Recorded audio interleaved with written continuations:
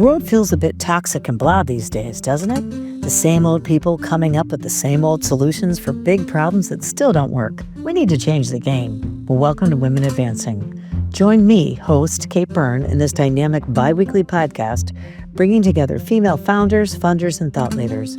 Listen to the people driving change, how they got there, how you can help, and yep, how you might just be the next one to advance. Proof that all ships rise with women at the helm. That's what happens when Women Advance with Kate Byrne.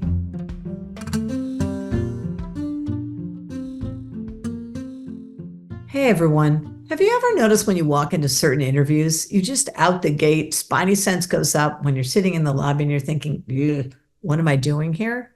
And then there are others where you walk in and you think, shoulders are down. It's like, these people get me.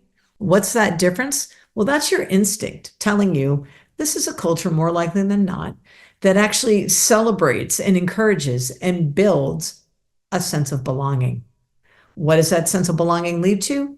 Greater innovation, greater risk-taking, and overall much better feeling of trust and a place where you can really grow. And frankly, you can show up, all of you, in your entirety. Today, we're going to speak with Melissa Thomas Hunt, who's the Vice Dean of Full-Time Residential MBA programs at University of Virginia's Darden School of Business. Melissa is an expert in organizational behavior, and she's put that to work when she worked with Airbnb as their Chief Diversity and Inclusion and Belonging Officer. And she's taken the learnings from that and brought it back to the folks at Darden, which is really terrific. She's got some key points. One, we'll take a little bit of time in talking about the difference between a manager versus a leader, and there is. What are some of the key practices that leaders moving forward, and those of you who are graduating from business school, need to keep in mind as you step into leadership roles in your career?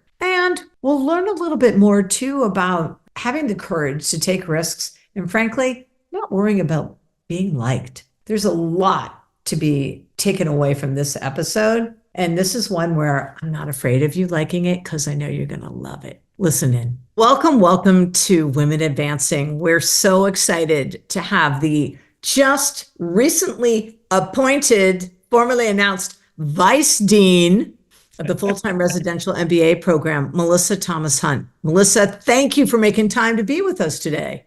Thank you, Kate. It's absolutely my pleasure. Everyone, you're in for a treat because while Melissa is involved in academia, yes, she also has a corporate backstory, which I think we'll be hearing a little bit about. But yeah. Melissa, let's just jump on in. Why don't you share a little bit about your journey and how, you got to where you are today? Absolutely. I'll start by, often people say what's the path? And I'm like, well, I had no idea. Like if I were to go all the way back to young Melissa, that I would be doing the things that I've done. It's been a circuitous path and, I would say deliberate at each juncture, but not one that I could have predicted. It starts, my parents were educators. My mother taught math to individuals who struggled.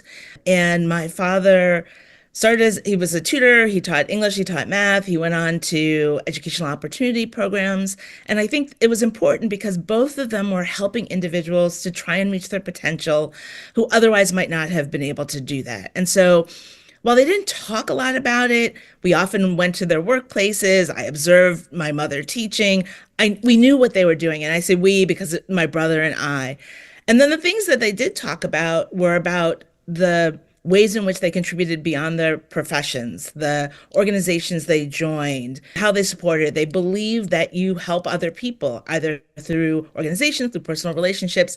And so we got that. So I think foundationally, I thought I wanted to do something that was going to be helping, that essentially would leave the world better than I found it. I didn't know what that meant. I will also say with that my parents were pretty pragmatic, that they thought they should have a lawyer or a doctor. They had high aspirations for us educationally. They made that very clear. And they didn't really know people in business, right? So for them, successful people were lawyers and doctors. And so they didn't hold business out as an aspiration.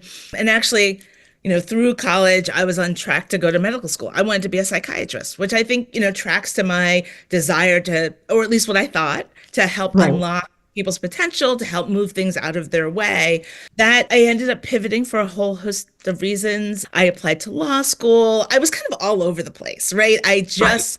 I knew that I wanted to do something that allowed me to help other people. I knew that I wanted to do something that would be uplifting. I don't think I really knew what that was going to be. I was a chemical engineering major. You're Um, kidding me. well, because the other That's side of that was, impressive. yeah, Being props my to you. my parents said, we have a daughter who's good at science and math. You should be an engineer because you will get a good job. And I will tell you that being a chemical engineering major at the institution I went to, which was very theoretical in its engineering program at the time, was the hardest thing that I have ever done, right? I am a Oof. very applied thinker. I observe the world. I can abstract, I can do theory, but it's usually based on something concrete. And so having a really theoretically high level math driven program was a struggle. And so I'm super proud of that because I think it set the stage for, if I put my mind to it, one foot in front of the other, I can do anything. And that was really important to learn. Not easy to learn, but really important to learn at a young age. And That's so, so heady. well, I'm just sitting there thinking about that. But yeah. so go on. Sorry. Well, I don't know that it was heady. I like I was pretty stressed out when I was in Yeah. college, Yeah. right? Understandably. But I did one foot in front of the other, deep breaths, like I can do this, I can chip away at it. Right. And I had a little bit of fun also. During my senior year, I had the opportunity to run one of the student agencies. I had the holiday wreath agency because there was nothing else left. And I tried to be even more entrepreneurial because there's only one time a year when you sell holiday wreaths, and you can't sell them to students because they're a fire hazard. So you could only sell them to the offices and departments at the university. But I realized that I could partner with my friend who had a care package agency, and we could do holiday chocolate wreaths, and we could do chocolate menorahs, and we could reach Oh out my to God. parents. And so that was a little bit of fun that was sort of wrapped around, as I was making my Right. path to getting an engineering degree. And it served me well because when I was recruiting at that time, IBM was looking to make its marketing representatives at Salesforce more technical. So they were looking for people Wow. with engineering backgrounds. And they liked that I had this entrepreneurial bent, that I had infused it with some innovation. And I got an opportunity to go work for IBM as a sales rep in New York City, which is home for me. That's huge. And so poet and quant, right, put to work, because that's the thing that's so unusual Yeah. when you have both abilities like that. That's right. That's right. So I ended up in New York. I had the financial services sector as a client, one large, what we called then a major money center bank. So that tells you how long ago it was. And I was on a large account team, and I had to figure out the services and products at IBM. I had an amazing mentor while I was there and a great manager who sort of said, follow me, do what I do. And I learned from them. They introduced me to clients. I got to take a lot of courses, great professional development. It was a Mm. super hard time for Yeah. IBM. And my client went through a major merger. And as they went through this merger, I saw that they were trying to figure out like who gets to stay, who gets to go. You have duplicate teams. And I became really interested in two things, like the group dynamics that were unfolding there, but also the Right. nature of my own job was negotiating, but negotiating on behalf of my customers with IBM internal to get them the best things. So I got really interested in negotiations.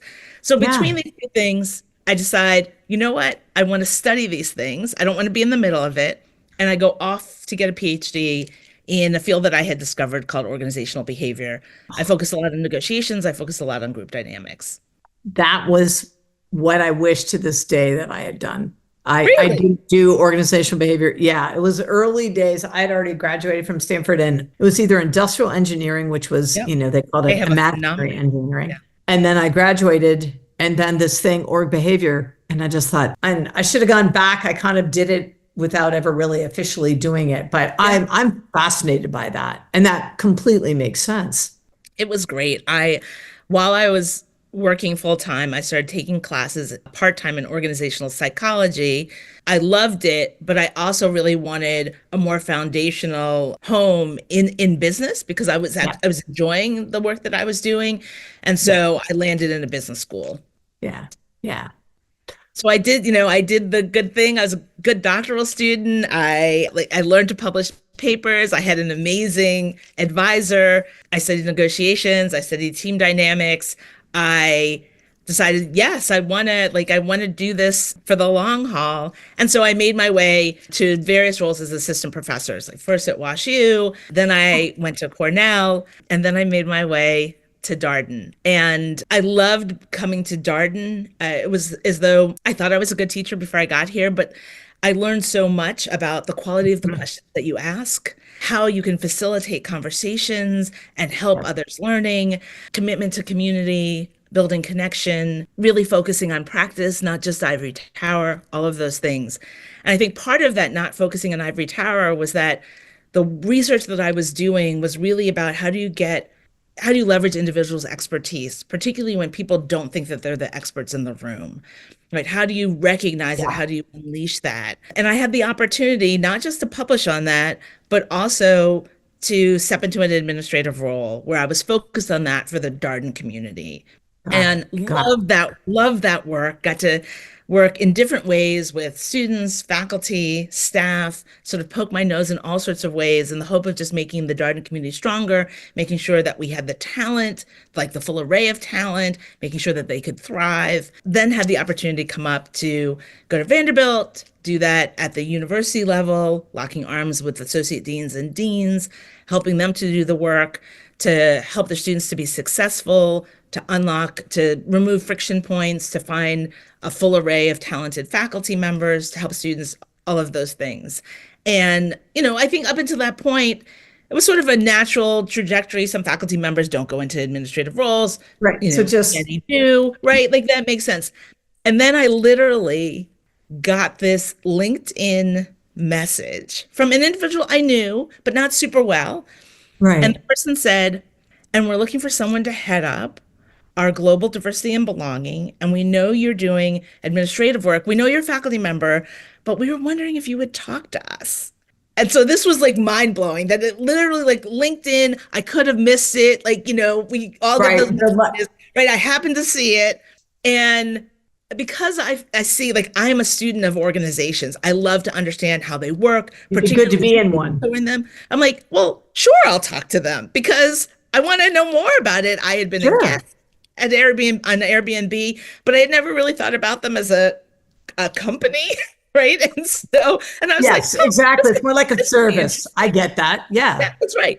The other thing that I found out that I hadn't known was that, particularly at that time, the mission of the company was to create a world where anyone could belong anywhere. And so off I went to Airbnb, and it was a wild, wild journey, and lots that we can talk about, and ultimately made my way back to academia. Although I never really left. My heart never left, and my head never really left. Yeah. Well, it's to me that makes so much sense though, because to your point, you've always studied organizations. And it really, especially since so much also had shifted from when you were at IBM, and that That's right. it's kind of like, okay, I need to kind of get a refresh on what's That's actually right. really going, especially with Airbnb, because that's a sharing economy. That's right. That's right. That's a whole different Platforms. premise. That's right. The whole thing. I mean, I would tell my kids, I'm like, I was in tech before we called it tech. Like I worked at IBM. Believe me, yeah, no, I know. And it's like, IB, what? What's that? I mean, Yeah, I can't believe there's certain companies that I spout out and I'm thinking, I you know. have no idea what that means. I Right. understand. Yeah. I get it.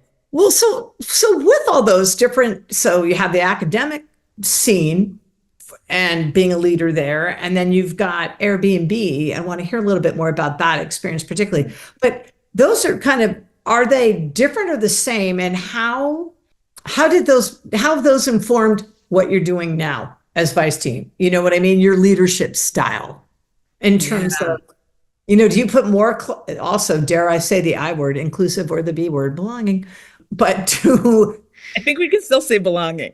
I think we can. The B I word's think we good. can. Okay, we can. How has that impact your leadership style? Yeah. Contributed to your leadership style? So I So it's a journey, right? And it definitely started in my academic leadership roles because I had at Vanderbilt, I was an inaugural role. I built a team there. When I went to Airbnb, there was a very small team in place. I inherited some folks. I got the opportunity to hire a lot of folks onto the team. And so, you constantly getting this feedback. And then I'm a leadership faculty member, right? Like I tell other people how to do this, and now I'm doing it. And I Now had I'm actually doing it. I'm actually doing it. It is way Walking harder through. to do it than to tell people how to do it. So I learned a lot. What I would say is that the lessons, the academic versus corporate environments, particularly tech, are the contexts are different, but actually it's about people, and it's about people management, and it's about people elevation, and those are constant. I did know when I got to Airbnb, and I was really fortunate because they had been waiting for someone to do this work there, like company wide. The employees had been waiting, the executives had been waiting for a partner, and so like everyone knew that I had arrived. I mean, it's like Kind of you're going to nice. the party, and there's signs, to invite you, which also meant that the work at that time was really valued. And I had lots of people Mattered. who were wanting to be willing partners, right? And so I had the opportunity to really start to build a team, to work with people. And it also gives the opportunity, you get feedback, right? And I had a great boss who really wanted me because I was an academic, because I could analyze the data and interpret the data. And I think she also realized that I needed to understand what the currency was at the company. Ah, How do you get things done? And the company had done a lot of work that was really great. But as academics, we tend to tear things down, right? We're developed to be critical. And so my natural inclination said very nicely, but still was like, well, here are all the things that are wrong. Right. And right. she was like, whoa, whoa, whoa. Like, can we start with the things that we do well? Right. And I was like, we can, but like, Yeah, that's but not what they're very everything, few right? and Like, far between.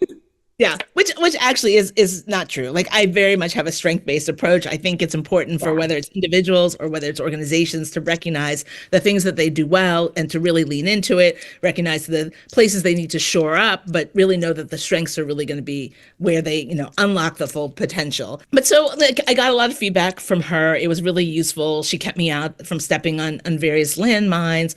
I got to watch how she interacted so that particularly when you're doing this work, the ultimate thing is your focus on the mission. How do you get people to come along on the ride with you? Like, Right. so the first thing I had to do is I had to learn to speak tech, right? And I would chat, with my kids and my husband, and they're like, who are you? What are you saying? And I just realized that literally like I had to adopt the lexicon because that's the Yeah. biggest tell on whether you get who we are, what we do, and why am I going to trust myself with maybe some things that are really vulnerable because I don't think that I do it well. I don't really know what this belonging stuff is. I don't really understand what it means to be curious and unlock the potential of individuals who may be very different from me, come from different circumstances. If I think you're totally different and you don't get what I do and you don't talk the way I talk. So I learned to Right. talk the way they talk. I asked a lot of questions. And the motto that I instilled in my team was we lock arms with people. Like we're not here to judge anybody. We're here to provide education. We're here to coach. We're here to be a partner. We're going to walk in lockstep with them because we're going to, to get to a better place so that we become trusted. But so, there are lots of things I learned. I learned that I didn't give really specific feedback. And fortunately, I think I had cultivated strong enough relationships early on with my teammates, who were most of them were fairly junior relative to me, who could say, okay, so you said we did a great job, but like, why? Like, what specifically made that a good job? And why did you say it now and you didn't say anything before? Right. And so I learned that I had to really articulate, what someone had done well. I learned I needed to, in real time, gently, appropriately, in a way that could be received as developing them, also articulate when things could have been done better. Hmm. Sometimes that was direct feedback. Sometimes that was modeling it. Sometimes it was asking them, how do you think that went? Are there things you would do better? What did you think you did really well? And I think so this is the evolution, both as an academic leader, but punctuated at Airbnb, that I realized, like, if I really cared about my team, if I cared about the work and I wanted us to do it well, I had to be prepared to give developmental feedback, which sometimes might be hard to hear, right? And that, Absolutely. for me, that was a huge, right? The literature would say that. Like, as a researcher, I knew that, but interpersonally, that's hard. And sometimes for me, it meant, okay, I like to be liked. We all like to be liked, right? No one's always around like, I don't want to be liked. But that being liked is not the end game, right? The end game is, have I invested in my people? Have I moved the ball forward? Is the mission being served? And so, sort of getting, moving myself out of it, because there were times where all those things, doing it, man, I wasn't going to be liked in a given moment, right? People didn't want to hear the thing I had to say. And, So, yeah, and so many lessons learned about leadership in those roles. And that's where your organizational behavior piece comes in to me, because in order to give and to be fluent in the type of feedback that needs to be that's appropriate for that person at that time, Yeah, you have to really understand how that person's wired. that's right. You kind of have That's to right. understand, like, and if you're dealing with an introvert versus an extrovert, or the scale, or was it a one-time whoops, or That's right. that kind of thing, which, it takes patience. It absolutely does. We also have to realize, and I think this is hard, is that we like to say that we separate our personal and professional lives, but we don't, right? We don't. Like, it is in there no matter what. And even when we're not giving voice to it, it is affecting how we show up in the world. And so sometimes it means pressing pause and saying to someone, how are you doing? Like, what is going on with you? Like, recognizing their humanity, which some would say, like, well, that's not part of the professional responsibility. Like, that's not what your manager's supposed to do. But, like, if ultimately you're trying to serve the business, the organization, the person's development, you have to realize that there's a holistic person that's there, right? And sometimes Yeah. things don't go particularly well. And if you just have them covering it up, they're just not really going to be able to do the other things particularly well. Right. Which is also goes towards building a culture of trust where, Yes, to your point, when yes, people feel open enough and comfortable enough to really be real, that's where also true innovation comes. that's And right. that's where you That's get right. this right understanding of Yep, there's absolutely. no, it's okay if I throw something out, I'm not going to get shot down. They may not do the idea, but I'm not That's going right. to feel like an idiot. That's right. I I'm feel not like going to feel someone else. demeaned. People aren't going to feel less of me, right? Like, and those creative juices are allowed to flow, and keep people can play off one another as well. So along those lines, so you build this culture, trust, yay, everyone talks, and that's terrific. Then my question is, so with that, like, what's the link between and we're kind of getting into it right now, the belonging and performance? Yeah. Yeah. Right. And that's a hard one to probably articulate, but and it on the one hand, and on the other hand, it kind of makes sense. Because Yeah. if your whole goal is to walk in lockstep, I've got your back, you've got mine. I don't need to worry. That's right. That's right. It's belonging is really about having people feel like they're valued, they're respected, that they can make a meaningful contribution. Um, and what that means, like, to make a meaningful contribution, we're going to get things right sometimes, we're going to get them wrong sometimes, but that's okay. And when we Yeah, can do that, it really unleashes us to think expansively, right? It also frees us to feel, I would say, psychologically safe, right? So that if there are errors that are being made, or if there are stakeholders that are being ignored, or we don't fully understand their interests, that we can give voice to that. And that's going to be beneficial to the organization in doing that. And so we know that when people feel like they belong, that they perform at higher levels, that their intentions to leave the organization are diminished. And we know that, in organizations, particularly like where first line managers are sort of the unlock for this, right? These are the individuals who, if they are taking their managerial role really seriously and holistically, they make the difference in creating belonging. The extent to which they are curious and demonstrating an interest in their teammates, lives, and recognizing what their talents are, and in moments sort of lending their own brand or status in the organization to their teammates. All of those things are the things that create belonging and get people to do their best work. exactly. Exactly. And to kind of step out. So, honestly, also takes things like feedback. And it shifts Yes, it from, it makes it so clearly directional. Everyone knows that's the goal. It makes it that's directional right. versus personal. That's right. And you That's wouldn't right. even think of it as such. But so, okay, so with that in mind, then, how are you taking those lessons and how does that inform like classes taught Yeah. and the environment that you're in now? Yeah. And then how are you So preparing folks too for that crazy environment that's gonna, you know, that they're yeah. staring at eventually when they graduate? Yeah. One of the things we know, and this was I absorbed this at the time I was at Airbnb. This is not specific to Airbnb, Yeah, right? yeah, We I looked around and I'm like, broadly, we just need stronger managers, right? yeah, We need to prepare individuals for all of the complexities that they're going to face. We need for them to know how to foster belonging in their teams. They need to know how to give specific development feedback that's actionable.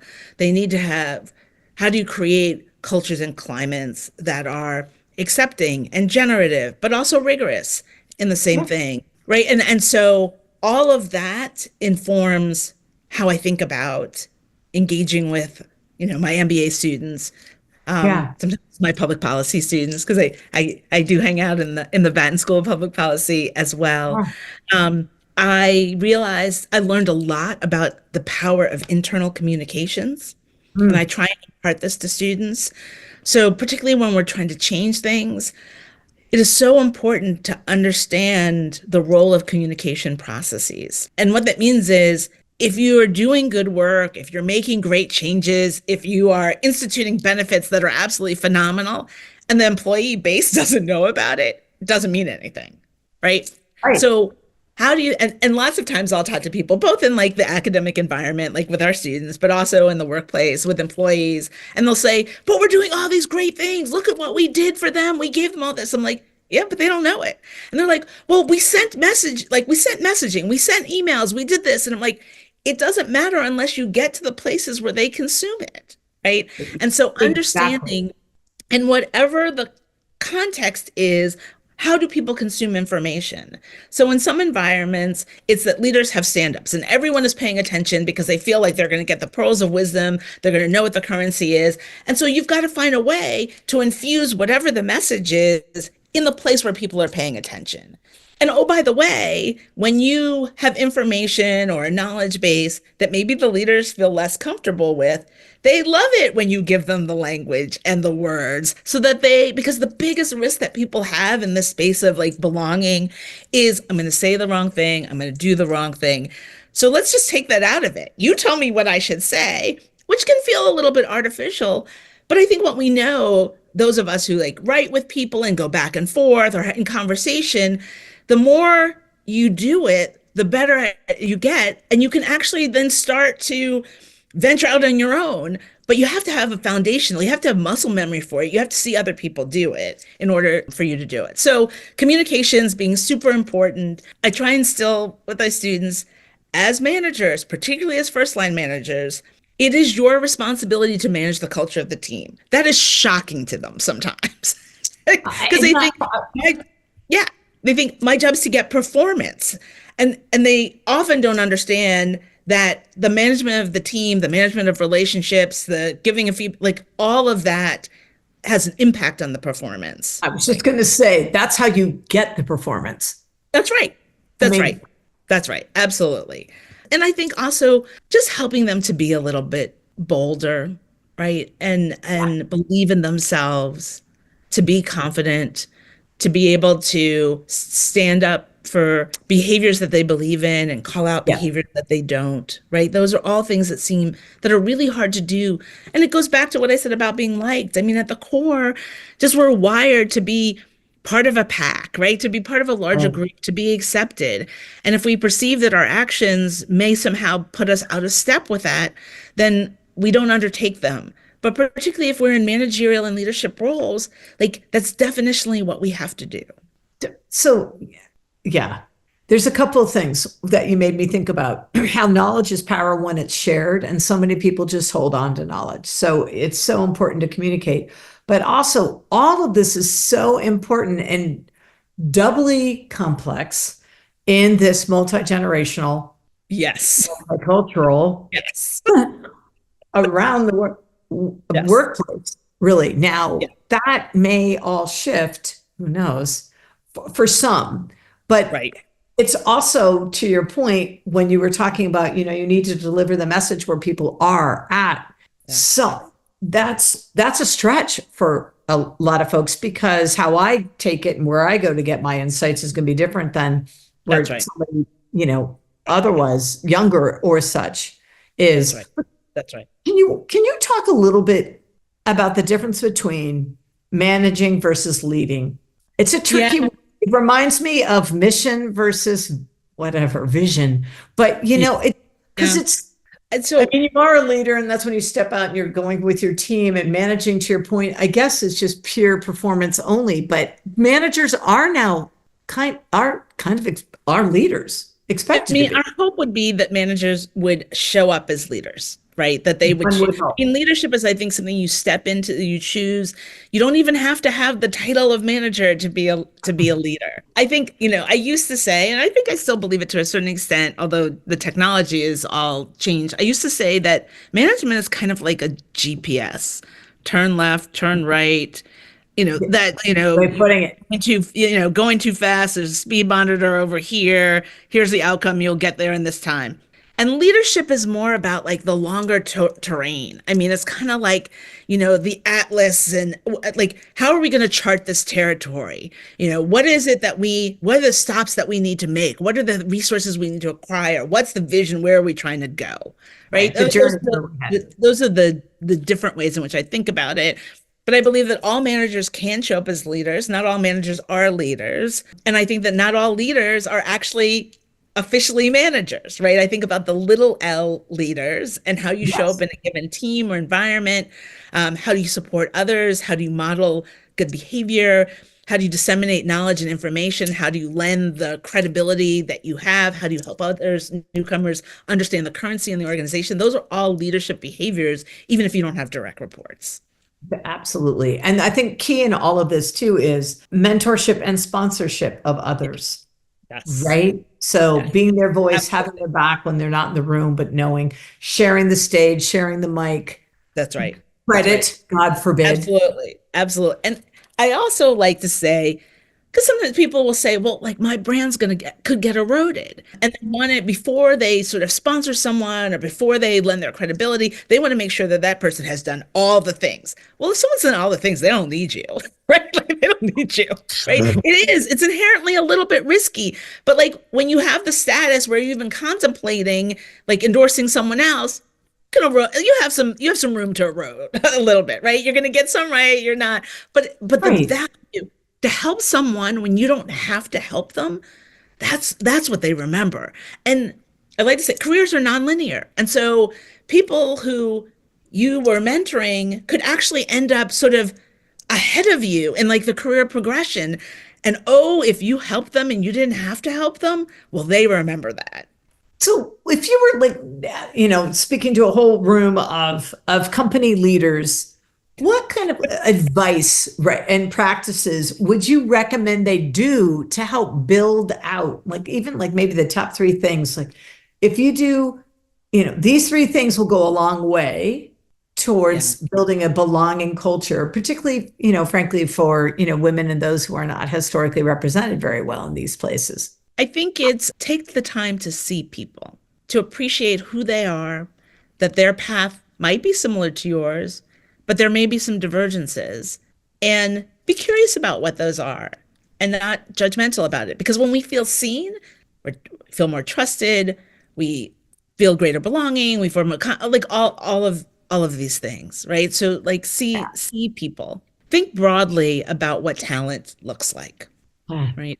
Um, because I think we all have our own conceptions of who's going to have competence, what package it comes in, how is it going to be delivered, and realize that the really quiet introverted person may have an amazing contribution to make, but you may have to elicit it in a different way than the highly extroverted person who's always talking off the top of their head, right? And so just be cognizant of that and also be cognizant that like the people that you have in the room, as talented as they may not be the full universe of people that you need to solve your really thorny, challenging problems.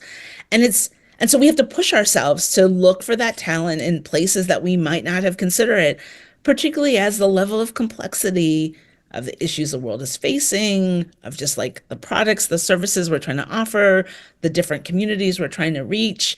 We need to make sure that we have a broad base of individuals because why would you want to limit the talent that you have at the table? The truth is, it's also just smart business because from a customer standpoint, from that group of stakeholders looking in, they're going to have greater insights in building the products that are going to be relevant to Absolutely. them. And that group is going to trust you more as a company because they're like, That's oh, right. okay, they get me. As you said, they see me, they know which product benefits or features are important to me. I can That, rely on, that's right. and they get it. And there might be an opportunity, frankly, for a family member of mine down the line to maybe even work there, That's right. which That's I hadn't that's even thought of. But what advice would you give for particularly women, young women now, yeah. looking at, well, either in business school, but frankly, even as they get ready to go out on, into their career or their work journey, put it that Right. way. So I would say it really matters who you work for, Yeah. right? And there are going to be times where you choose a role, a company, and you know that the person for whom you're going to be working doesn't necessarily believe in you as much as you wish you do. But there's some reason, like you need a stamp, you need a brand, you need to develop a skill set. It's fine as long as you're doing it deliberately. But like when you have the latitude, go work for people who see you, who appreciate the value that you bring, who are going to, when you're not in the room, are going to talk about how excellent you are, who are going to give you stretch opportunities, who are going to give you the real feedback that you need. I would say that's really critical. It's critical for everyone. I think it's particularly critical for women to make sure that they are working for people who value them and that valuing isn't just like, you're great, it's a wonderful environment. It's really about challenging them and giving them opportunities and stretching them and, giving them that feedback, but all in the spirit because they believe in them and they want to make them better. Right. So I'd say that's really important. I would say, we got to move away from this wanting to be liked, and others, some may not articulate it that way. It's social risk. Like we think we're going to get left out of the group, right? We're not going to be as popular. We're not going to get invited to the things. And I'm not saying deliberately alienate people, certainly not. And you need to pick and choose your battles and when you use your voice. But if we're really driven and we move through the world making our decisions on whether we support individuals, whether we speak out, like based upon how people, like whether people are going to like us or not, we're going to fall really short. And ultimately, we're not going to feel really good about ourselves.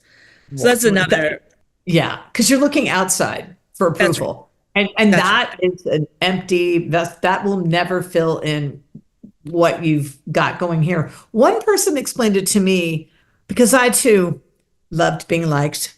And one person explained it to me as more important, Katie, is to be respected. That's right.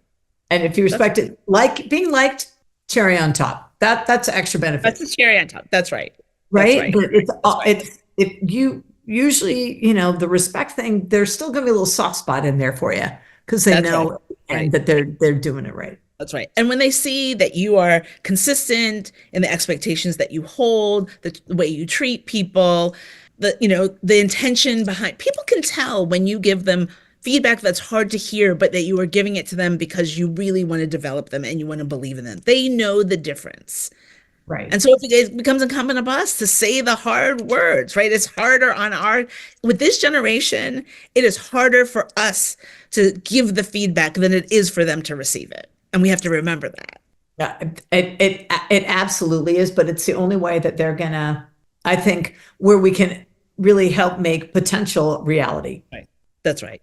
at the end of the Absolutely. day. And then So I was just going to say, like, believe in yourself. You know a lot. And you know a lot more than the next person. We often just don't realize like how much we have learned and discerned. And well, I certainly believe in empirical evidence there is intuition. And usually our intuition is an amalgam of pieces of data that we've actually been collecting, but we haven't, and so we've come to a conclusion on the basis of that.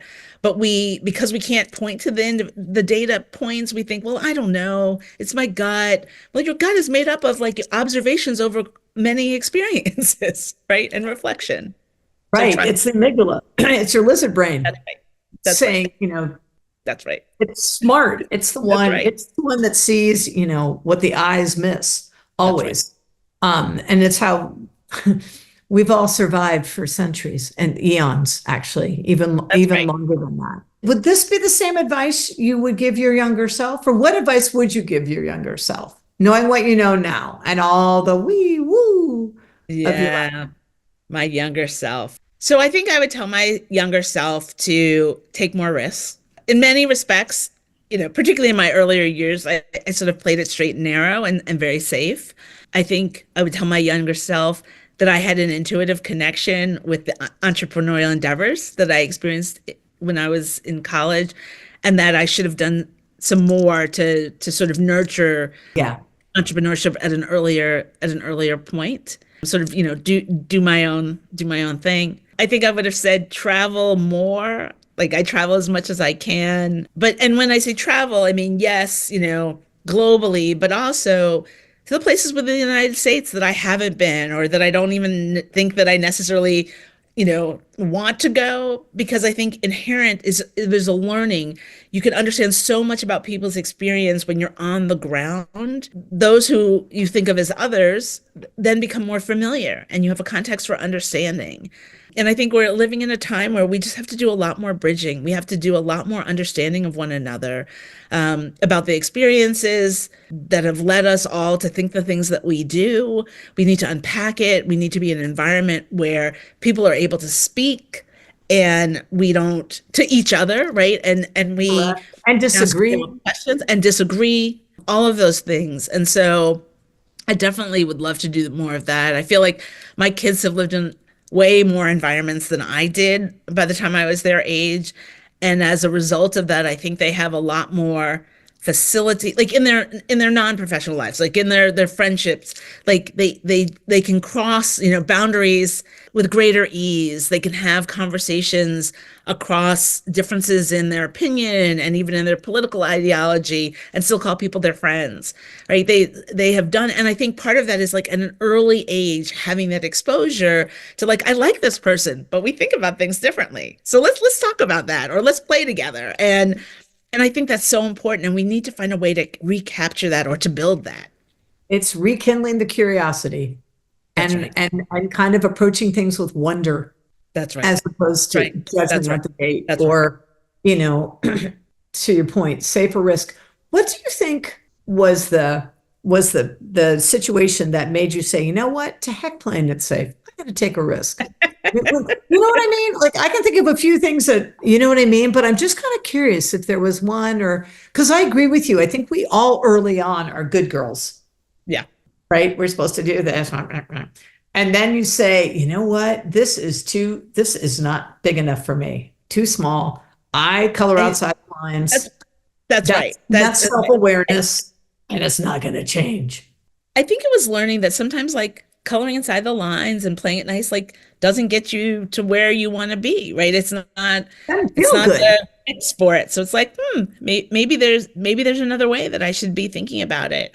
I think for me personally, the fact, I have three grownish kids, and I think at the point that I realized that they got me, that I had imprinted on them, and that they would be okay and be able to make their way in the world, gave me more latitude to feel like I could play, I could take a little bit more risks because they were going to be okay no matter what. Right.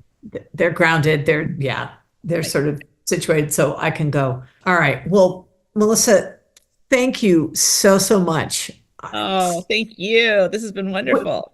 We will, believe me, we will talk more of this. I know for sure. I'm sitting here. There's so many different little nuggets, but I appreciate it on behalf of all the women advancing listeners and such. We thank the Lord you are doing what you're doing. It's so incredibly important, especially in these times. strap ourselves in, but we all belong, and it's a great reminder. So thank you for just teaching everybody and creating this next generation of leaders that I have faith after listening with you I do. that they'll I do. instill, right? I do. This has filled my cup. Thank you so much, Kate.